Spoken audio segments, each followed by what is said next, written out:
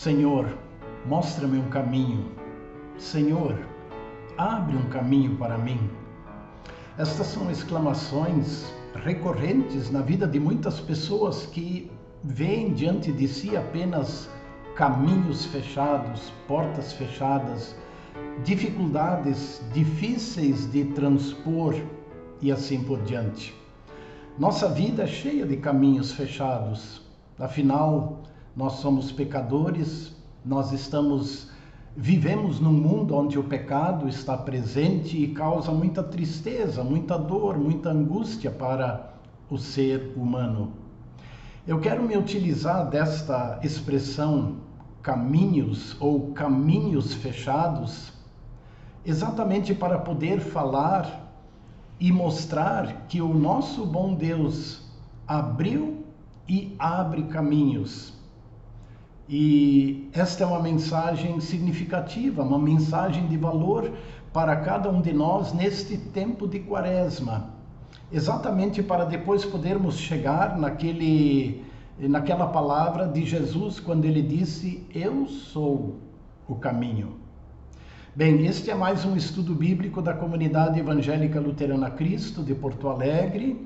E eu sou o pastor Reinaldo, que tenho a responsabilidade e o privilégio de conduzir esse momento neste dia 17 de março de 2023. E conto com sua amável participação e companhia.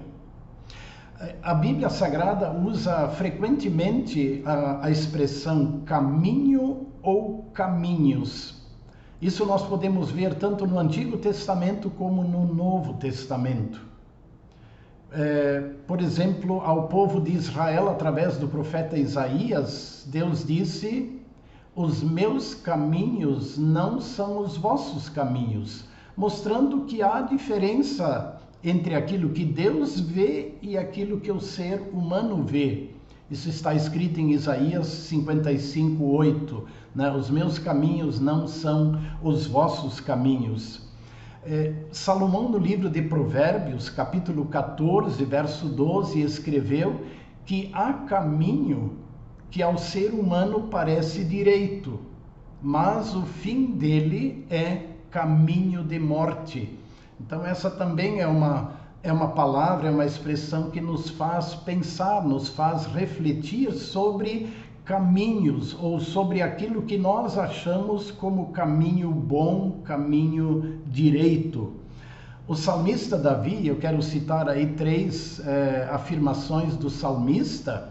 Por exemplo, no Salmo 27, verso 11, ele orou e pediu a Deus: Senhor, ensina-me o teu caminho. Ensina-me o teu caminho e guia-me por vereda plana. Ensina-me o teu caminho. Também o mesmo salmista, no Salmo 37, ele aconselha dizendo: espera no Senhor e segue o seu caminho, segue o caminho do Senhor. E no Salmo 16, aí o salmista faz aquela afirmação que é a convicção dele, quando ele diz: Senhor, tu me farás ver os caminhos da vida. Tu me farás ver os caminhos da vida. Bem, eu citei algumas destas palavras bíblicas que fazem referência a caminhos de Deus, caminhos do ser humano, exatamente para poder então chegar naquela palavra que o Senhor Jesus disse. E ela está no Evangelho de João, capítulo 14, verso 6, quando ele afirmou: eu sou o caminho, eu sou o caminho. E eu quero chegar nesta palavra, nesta afirmação do nosso Senhor e Salvador Jesus Cristo. Mas para chegar lá, eu quero utilizar um texto do profeta Isaías. Isaías faz menção de dois momentos em que Deus abriu caminhos para o povo de Israel. Então nós vamos nos utilizar desta imagem do povo de Israel e a maneira como Deus abriu caminho ou caminhos para o seu povo no Antigo Testamento. Como disse antes, com o propósito de chegar naquela afirmação de Jesus que disse: eu sou o caminho. Precisamos antes disso falar um pouco do profeta Isaías e lembrar que o profeta Isaías, ele nasceu lá por volta de 750 antes de Cristo, até um pouco antes disso, porque ele foi chamado para ser profeta no ano 742 antes de Cristo. Aí acontece o chamado de Isaías para a missão que Deus lhe havia confiado. E ele profetizou em Israel mais ou menos perto de 50 anos. Então, vamos imaginar, no ano 700 antes de Cristo, Isaías está profetizando. Esse é um tempo conturbado em que o povo de Israel era constantemente atacado pelo Império Assírio, que era um dos grandes impérios naquele tempo. E realmente no ano 722, o Império Assírio tomou conta da parte norte do povo de Israel, Samaria, onde era a capital do Reino do Norte. Mas o profeta Isaías, a partir do capítulo 40 do livro de Isaías, ele também faz projeções futuras, e especialmente sobre a vinda do Messias, do Salvador, mas também sobre acontecimentos futuros na história do povo de Israel. Por isso, lá no capítulo 43 de Isaías, ele está falando de um acontecimento que se daria depois do ano 500 antes de Cristo, ou seja, 200 anos depois do momento em que ele estava profetizando, que seria a libertação dos israelitas que eram escravos na terra da Babilônia. E aí o profeta, ele faz referência aos caminhos que Deus abriu para trazer de volta o povo escravizado na Babilônia, e ao mesmo tempo ele faz referência a um acontecimento bem anterior, quando Deus abriu um caminho para tirar o povo de Israel da escravidão do Egito. É muito interessante a maneira como, através do profeta, Deus coloca isto. Então, eu quero dar destaque, capítulo 43 de Isaías, a partir do verso 14, nós temos por título a libertação do jugo da Babilônia. Os israelitas foram levados como escravos para a Babilônia lá por volta do ano 587, 586, foram em vários grupos, e a volta aconteceu 70 anos depois. Então, este acontecimento que está sendo profetizado, ele acontece lá por volta do ano 500 antes de Cristo. Então, Isaías 53, 16 e 17, o profeta diz assim: assim diz o Senhor, que preparou um caminho no mar, uma vereda nas águas impetuosas, que fez sair os carros de guerra e os cavalos, o exército e a força, e eles jazem ali, jamais se levantarão, estão extintos, apagados como um pavio. Para consolar e animar o povo de Israel que está como escravo na Babilônia, longe da sua pátria, o profeta faz referência de como Deus abriu um caminho pelo mar, e esta é uma referência à passagem do povo pelo Mar Vermelho e a consequente destruição do inimigo que os perseguia, para animar aqueles que continuavam escravos na terra da Babilônia. E observem as palavras: assim diz o Senhor, que preparou um caminho no mar, uma vereda nas águas impetuosas. Uma vereda é como se fosse um caminho estreito ou um atalho, onde Deus fez passar o seu povo. Bom, esta é a palavra que Deus está lembrando aos israelitas lá no exílio da Babilônia. E aí ele vai adiante, versos 18 e seguintes. Não fiquem lembrando das coisas passadas, nem pensem nas coisas antigas. Eis que faço uma coisa nova, agora mesmo ela está saindo à luz. Será que vocês não percebem? Eis que porei um caminho no deserto e rios nos lugares áridos. Porque porei águas no deserto e rios nos lugares áridos, para dar de beber ao meu povo escolhido, a este povo que formei para mim, para celebrar o meu louvor. Então, para animar os israelitas que estão na terra da Babilônia, longe de sua pátria, Deus, primeiramente, através do profeta, lembra que ele abriu um caminho no mar.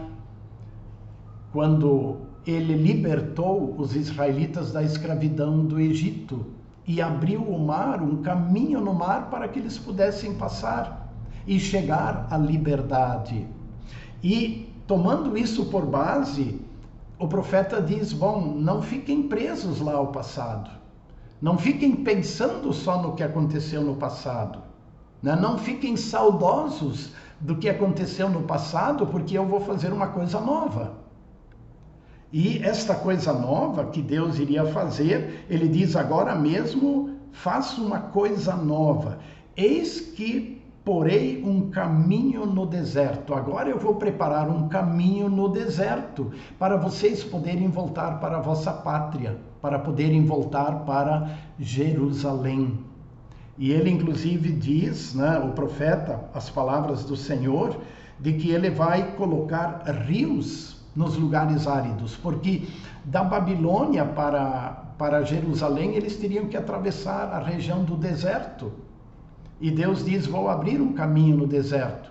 E eu vou colocar água, vou providenciar a água para que vocês possam beber, para dar de beber ao meu povo, ao meu escolhido, a este povo que eu formei. Então é muito significativo, né, o que Deus está dizendo através do profeta Isaías. Ele lembra como ele abriu um caminho no passado e a partir disso diz, estou agora abrindo um novo caminho no deserto para o meu povo, para que vocês possam voltar à vossa terra. Na verdade, estes são os dois grandes momentos na vida do povo de Israel do Antigo Testamento. Eu diria assim, são efetivamente os dois grandes momentos da ação maravilhosa e graciosa de Deus na vida do seu povo. Porque nas duas situações, o povo não tinha condições de agir e de reagir. No Egito estavam totalmente escravizados e dominados, sem qualquer chance de agirem. A mesma coisa na Babilônia. O povo desanimado, enfraquecido, como voltariam para a terra, para reconstruir Jerusalém? Como voltariam para a sua pátria se não fosse pela intervenção e a ação graciosa e poderosa de Deus? Estes são, sem dúvida, os dois grandes momentos na história deste povo. Caminhos fechados, mas que foram abertos graciosa e poderosamente pelo Deus de Israel, pelo Senhor, o Criador, aquele que tem a misericórdia em suas mãos. Bom, agora eu quero chegar no terceiro caminho fechado, não só para o povo de Israel, mas para todos os seres humanos. Um caminho fechado também para você e para mim. E aí é preciso lembrar e voltar ao Jardim do Éden. Nós sempre precisamos voltar para lá. Com a desobediência do homem e da mulher, nossos primeiros pais, a raça humana pecou e se afastou de Deus. Isso nós sempre precisamos ter muito presente, de que lá aconteceu o afastamento de Deus. E diante da desobediência do homem e da mulher, os caminhos entre Deus e o ser humano também se fecharam. E é tão significativo aqui ir para o livro de Gênesis, lá no capítulo 3. Convido você a olhar Gênesis, capítulo 3. Bem no final do capítulo 3. Capítulo 3, desculpem, o capítulo 3 relata exatamente a queda, a desobediência dos seres humanos, as consequências que Deus anunciou tanto ao homem como à mulher, e também o que Deus disse ao inimigo e tentador Satanás. E ali nós temos também a primeira grande promessa da vinda do Salvador, Gênesis 3,15. Mas bem no final do capítulo 3, versos 23 e 24, diz assim: por isso o Senhor Deus, falando do ser humano, do homem e da mulher, por isso o Senhor Deus o lançou fora do jardim do Éden, para cultivar a terra da qual havia sido formado. Verso 24, e depois de lançar fora o homem, Deus colocou querubins a leste do jardim do Éden e uma espada flamejante que se movia em todas as direções para guardar o caminho da árvore da vida. Para guardar o caminho da árvore da vida. O ser humano, após a desobediência, não tem acesso à árvore da vida. E é importante lembrar que no Éden, Deus colocou a árvore do conhecimento do bem e do mal, mas também a árvore da vida, onde eles tinham pleno acesso. Só que o ser humano optou pela árvore do conhecimento do bem e do mal e pecou. E agora, com sua atitude, o caminho para a árvore da vida estava fechado. E como é uma figura de linguagem, né? Deus colocou uma espada flamejante, né? Que se movia em todas as direções e impedia o ser humano do acesso à árvore da vida. Em outras palavras, o ser humano perdeu o acesso ao paraíso, perdeu o acesso à comunhão plena e perfeita com Deus. Isso é que ele perdeu com a sua desobediência. Então isso tem que ficar claro, né? Esta foi a grande perda. Este foi o grande caminho fechado, não só para o povo de Israel, mas para todos os seres humanos.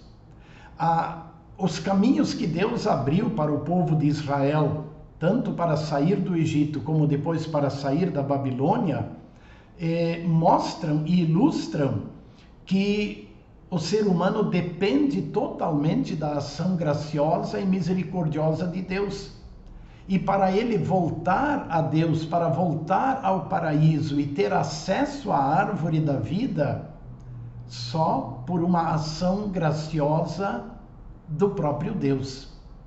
E esse é o plano de Deus, né? Esta é a razão da vinda de Jesus, o Salvador, que abriu o caminho. E é por isso que ele então pode dizer, conforme eu citei antes, João 14,6, a palavra de Jesus: eu sou o caminho, a verdade e a vida. Ninguém vem ao Pai senão por mim. E aí o próprio Jesus não apenas abre um caminho, mas é interessante observar que ele se apresenta como o caminho. E por intermédio dele é que nós vamos chegar ao Pai. Para tanto, Jesus precisou trilhar o caminho da cruz. Jesus precisou trilhar os nossos caminhos. Ele precisou experimentar os nossos caminhos fechados, obscuros, doloridos. Ele, como nosso substituto, assumindo nossas culpas e pecados, ele foi levado à cruz.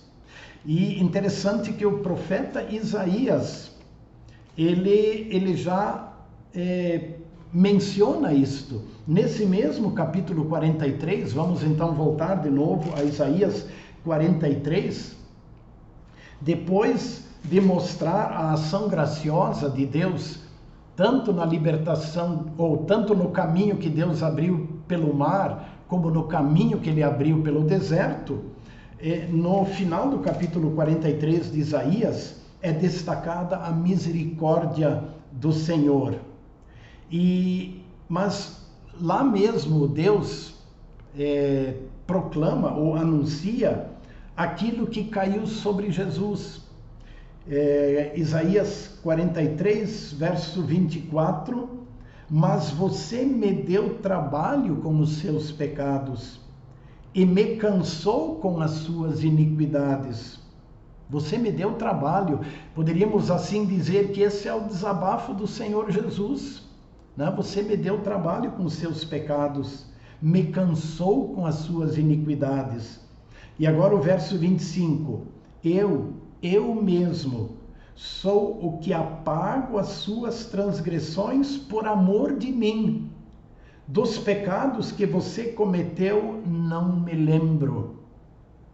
Então, graças à misericórdia de Deus, que castigou Jesus em lugar de todos, que cansou o seu próprio filho com os pecados, as iniquidades e as culpas humanas, este Deus agora diz: eu sou aquele que apago as transgressões, por amor de mim. E dos pecados que você cometeu, eu já nem me lembro mais. Né? Que palavra maravilhosa!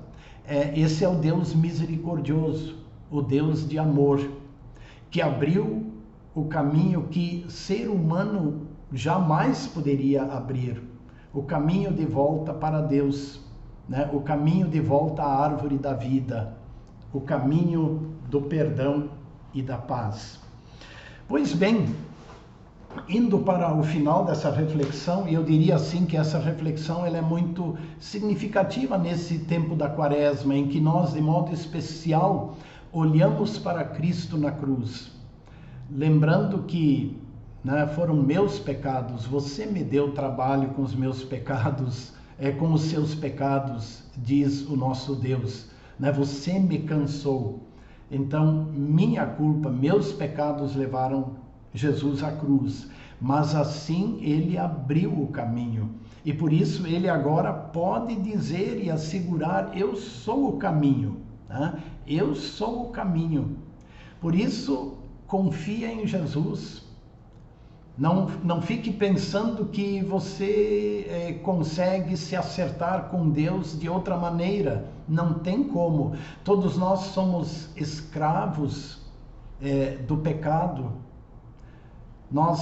O pecado está presente em nossa vida. Ele nos separa.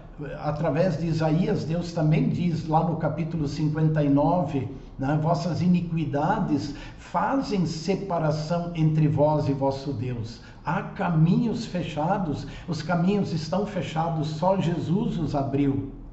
Então, não tem outro meio de nós chegarmos a Deus. Não existem outras pessoas que possam nos conduzir ao Pai. Não existem outras doutrinas, outras filosofias.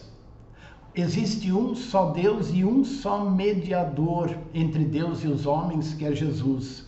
Ele abriu o caminho. Confia em Jesus para a sua alegria terrena, segurança terrena, mas sobretudo também para a sua alegria e bem-aventurada vida eterna. Mas para fechar e concluir esse momento de estudo, vamos voltar aos teus e aos meus caminhos fechados. Como é que nós vamos encarar os nossos caminhos fechados neste mundo, causados por inúmeras circunstâncias, muitos problemas de toda a ordem, problemas que nos afligem, que nos angustiam e que nos fazem exclamar: Senhor, por favor, abre-me um caminho, mostra-me um caminho, mostra-me uma solução. Bom, ali também Deus tem uma palavra de segurança e tranquilidade para todos nós. E é com essa palavra que eu quero terminar. Ela é do Novo Testamento, da Epístola de Paulo aos Romanos. Paulo aos Romanos, capítulo 8, especialmente os versos 31 e 32. Romanos 8, 31 e 32. Nada nos separará do amor de Deus. Que diremos então à vista destas coisas? Se Deus é por nós, quem será contra nós? Aquele que não poupou o seu próprio filho, antes por todos nós o entregou, será que não nos dará graciosamente com ele todas as coisas? Se Deus nos abriu o caminho para o céu, para o paraíso, para a árvore da vida, para a vida plena com Deus, que nós já podemos experimentar neste mundo, embora ainda o pecado está presente, mas que será plena e perfeita no céu. Se Deus nos garantiu isso através de Jesus, se Ele não poupou seu próprio filho, se Ele deu trabalho ao seu próprio filho, se Ele cansou e afligiu seu próprio filho por causa dos nossos pecados, o próprio Deus nos pergunta: será que Ele não vai nos dar graciosamente com Ele, com Cristo, todas as coisas? Será que Ele não vai abrir também os caminhos fechados que nós enfrentamos no dia a dia da nossa vida? A pergunta de Deus já é uma resposta. É claro, Ele que demonstrou tanto amor ao povo de Israel no Antigo Testamento, abrindo caminhos onde não tinha caminhos, providenciando água onde não tinha água. Se Ele demonstrou tanto amor ao povo de Israel, se Ele demonstrou tanto amor ou melhor, a toda a humanidade, castigando seu filho em lugar de todos, para que agora tenham acesso à árvore da vida, ou à vida eterna, será que Ele não vai nos socorrer e nos amparar e nos ajudar também em todas as nossas necessidades e em todos os nossos caminhos fechados aqui na terra? Com certeza vai. Confia no Senhor. Entregue o seu caminho ao Senhor. Confia nele e o mais Ele fará. Um grande abraço, amigos e amigas, um abençoado tempo de Quaresma, um abençoado tempo de reflexão. Aqui na Comunidade Cristo continuamos agora celebrando nossos cultos de Quaresma aos domingos às 10 horas e às 19 horas. 2 cultos dominicais. Lembrando que o culto de 10 horas também é transmitido pelo YouTube para que você possa acompanhar.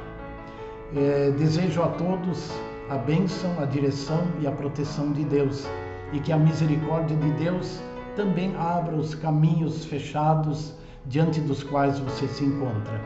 Um grande abraço, até a próxima sexta-feira.